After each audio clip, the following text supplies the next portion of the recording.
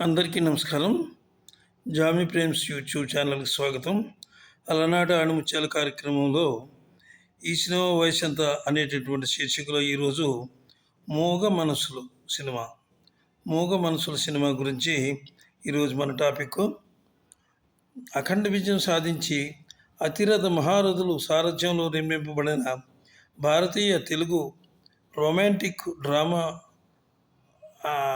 అంటే ఎక్కువ డ్రామా ఉంది, రొమాంటిక్ ఉంది, అన్ని రకాలుగా కూడా ఉన్నటువంటి సినిమా ఇది 'మూగ మనసులు'. ఈ సినిమా వయసు దాదాపు ఇప్పటికి 61 సంవత్సరాలని ఉంది. ఈ సినిమా గురించి అంటే సినిమా గురించి అందులో చాలా విషయాలు ఉన్నాయి. అవన్నీ కూడా విశ్లేషణ చేయడానికి ట్రై చేస్తాను. వీడియో మాత్రం పూర్తిగా చూడండి.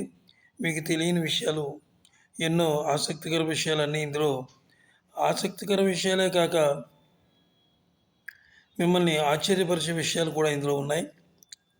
ఒక ఇంగ్లీషు సినిమా కథ దీనికి మాతృగా, దాన్ని బట్టి సినిమా రూపుదిద్దుకుంది. ఇక సినిమా విశేషాల్లోకి వెళితే 'మూగ మనసులు' సినిమాకు దర్శకులు ఆదుర్తి సుబ్బారావు గారు. ఈయన చిత్రాలు నిర్మాతలకు విశేష లాభాలు ఆర్జించి పెడతాయి. కథానాయకుడిగా దాదా ఫాల్కే అవార్డు గ్రహీత నట సామ్రాట్ డాక్టర్ అక్కినేని నాగేశ్వరరావు, మహానటి సావిత్రి, కళాభారతి జమున ఇందులో ముఖ్య పాత్రల్లో నటించారు.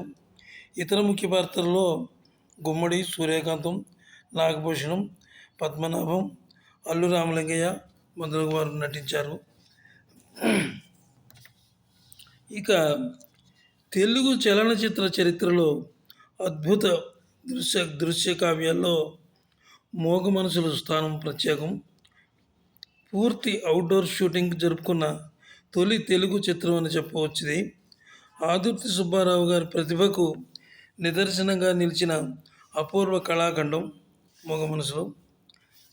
60 ఏళ్ల క్రితం విడుదలైన ఈ సినిమా పునర్జన్మ కాన్సెప్ట్కు తీసిన, అంటే ఆ కాన్సెప్ట్ అదే పునర్జన్మ మీద దానికి మంచి ఊపునిచ్చిందనమాట.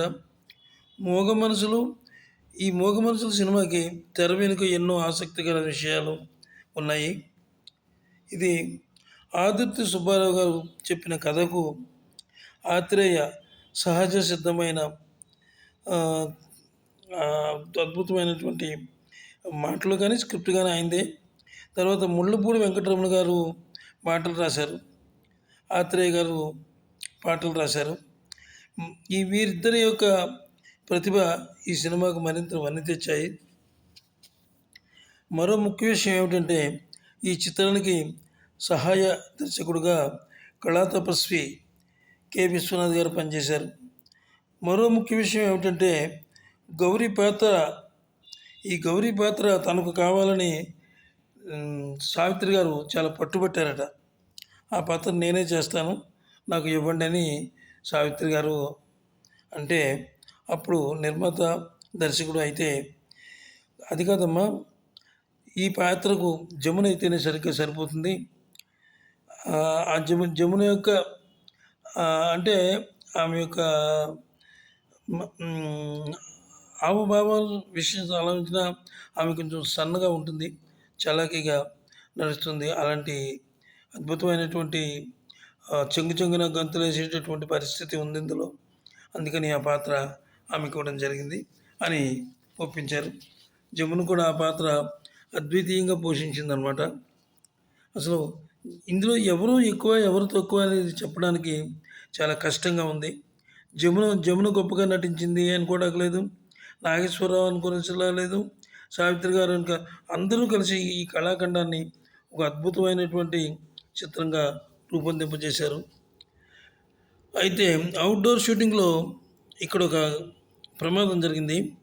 అవుట్డోర్ షూటింగ్లో పడవ మీద షూటింగ్ జరుగుతున్నప్పుడు పడవ పక్కకి వంగిపోయి ఆ సమయంలో సావిత్రి అకస్మాత్తుగా గోదావరిలో పడిపోయింది.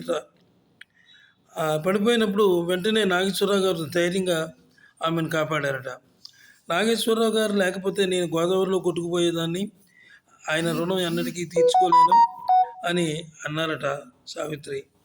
ఈ సినిమాను ఆదుర్తి సుబ్బారావు గారు తీర్చిదిద్దినటువంటి ఆ విధమైనటువంటి సినిమా ఆ టేకింగ్ కానీ, లేతే ఆయన తీసుకున్నటువంటి స్క్రీన్ ప్లే గానీ, అసలు ప్రతి అంటే ఆయనకి అన్నిట్లోనూ అనుభవం ఉందనమాట. 24 క్రాఫ్ట్స్‌లో బాగా అనుభవం ఉంది.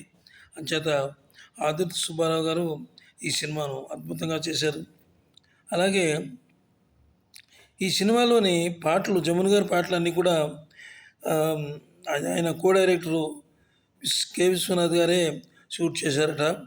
పాటలన్నీ నయనానందకరంగాను, శ్రవణానందకరంగాను విరబూసాయట పాటలు. గోదావరి బ్యాక్‌డ్రాప్‌లో ఆదుర్తి సుబ్బారావు గారు ఈ సినిమాను సమర్థవంతంగా తీశారు. అంటే అసలు ఎంతో అనుభవం ఉంటేనే గానీ ఇలాంటి కాన్సెప్ట్ ఎవరు ఎన్నుకోరు. అంత అద్భుతంగా ఆయన తీశారు. ఇక ఆత్రేయ గారైతే అసలు ఈ సినిమా స్క్రిప్ట్ చెప్పగానే అసలు ఈ స్క్రిప్ట్ సినిమాకే పనికిరాదు అన్నాడాయన. ఎందుకంటే ఆయన పునర్జన్మల మీద వీటి మీద ఆయనకి పెద్ద నమ్మకాలుండవు. ఎందుకంటే ఆయన దాదాపు కమ్యూనిస్టు భావాలు ఆయనవన్నీని. సరే అప్పుడేం చేశారంటే పాటలు ఆయన ఏవైనా మీరే రాయాలి పాటలంటే పాటలన్నీ చాలా అద్భుతంగా రాశారు. తర్వాత ముళ్ళపూడి వెంకటరమణ గారి చేత పాటలు రాయించారనమాట. నిజంగా రమణ గారు ఈ సినిమాలో ఆయన విశ్వరూపం చూపించారని అనాలి. అద్భుతమైనటువంటి మాటలు ఇందులో. ఇక సంగీతానికి విషయానికి వస్తే కేవి మహాదేవన్ గారు. ఇక కేవి మహాదేవన్ గారి గురించి చెప్పడం అంటే అలనాటి మంచి మనసుల చిత్రంలో మామ మామ మామ ఏమే ఏమే భామ అనే పాటతో ఆయన బాగా పాపులర్ అయ్యారు. అద్భుతంగా ఆ పాట అప్పటి నుంచి సినీ జనాలు ఆయన్ని మామ మామ అని ముద్దుగా పిలుచుకుంటారు. సరే ఇంకొక ముఖ్యమైన విషయం ఏమిటంటే గ్లామర్ హీరో తెలుగువారి ప్రేమను చేరుకున్న నాగేశ్వరరావు వేసుకున్న బనీను పంచ ఎవరికి నచ్చలేదు ఫ్యాన్స్కి.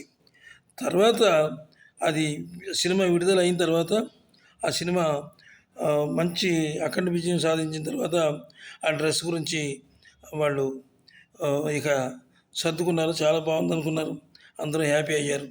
ఈ వీడియో మీకు నచ్చినట్లయితే ఒక లైక్ ఇచ్చి సబ్స్క్రైబ్ చేయండి. చాలామంది మిత్రులు చూస్తున్నారు కానీ లైక్ ఇవ్వడం లేదు, సబ్స్క్రైబ్ చేయడం లేదు. నమస్తే, సెలవు.